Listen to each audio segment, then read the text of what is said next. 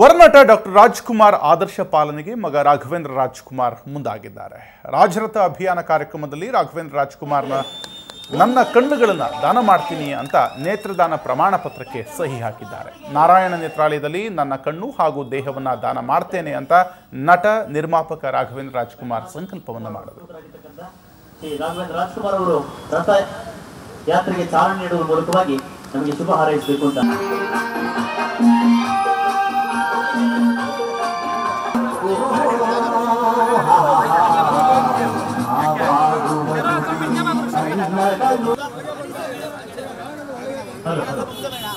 ಈಗ ನಮಗೆ ಬಾವುಟವನ್ನ ತೋರುವುದರ ಮೂಲಕವಾಗಿ ಕನ್ನಡ ಬಾವುಟವನ್ನು ತೋರುವುದರ ಮೂಲಕವಾಗಿ ನಮಗೆ ಚಾಲನೆ ನೀಡ್ತಾ ಇದ್ದೇವೆ. ಸೃಜನಶೀಲ ಕಲಾವಿದರು ಈಗ ನಾವು ರಾಜ್ಯ ಸಂಚಾರಕ್ಕೆ ಹೊರಡ್ತಾ ಇದ್ದೇವೆ.